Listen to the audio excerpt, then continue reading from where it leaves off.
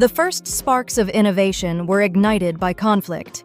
While many point to the humble HP garage in Palo Alto as the birthplace of tech, the real story runs deeper. World War II created an urgent need for advanced electronics. Moffett Field and Lockheed's factories turned this area into a military research powerhouse. It became a crucible for radar and aerospace engineering. High-stakes engineering became the norm here, shaping the future workforce. This legacy of innovation continues to influence technology today. Silicon Valley wasn't just a spark from one inventor. It emerged from three powerful forces coming together.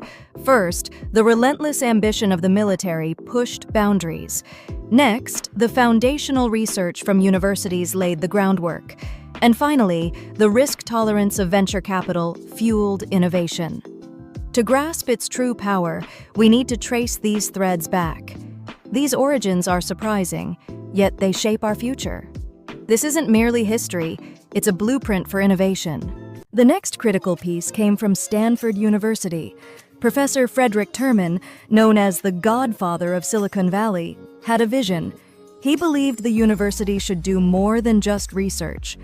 Terman wanted to build, sell, and transform ideas into reality. He actively encouraged his best students to stay local.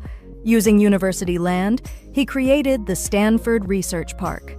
This revolutionary decision changed everything. It turned the university into an economic partner. Scientific innovation became embedded in the valley's DNA. As the Cold War unfolded, a groundbreaking project was born. The Defense Department launched ARPANET to connect research centers. This was the seed that would grow into what we now call the Internet. Stanford and its research institutes were among the very first nodes.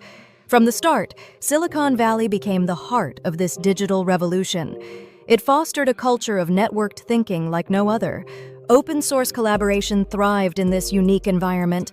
This spirit of innovation continues to shape our world today.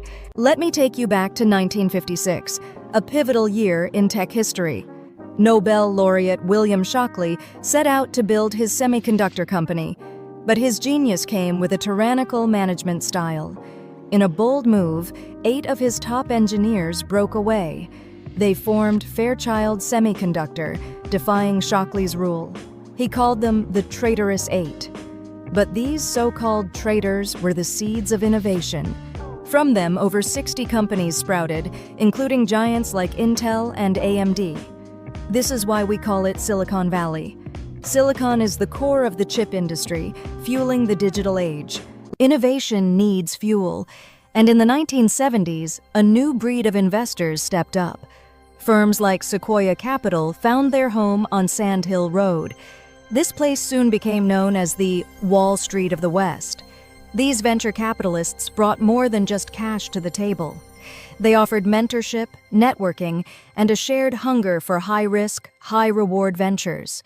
They changed the game by normalizing failure. Suddenly, the risk shifted from the entrepreneur's shoulders to the entire ecosystem. Why can't other tech hubs replicate Silicon Valley? It's all about the culture, my friends. Here, we embrace a unique mindset.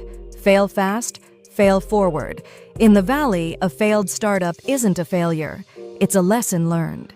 This non-judgmental attitude fuels innovation and ambition. And let's not forget the powerful network of Stanford alumni and military experts. Venture capital flows like water, creating a self-sustaining ecosystem. Silicon Valley isn't just a location, it's a relentless machine. It reinvents the future, driven by the audacity to dream big. Starting an empire in a dusty garage? That's just the beginning.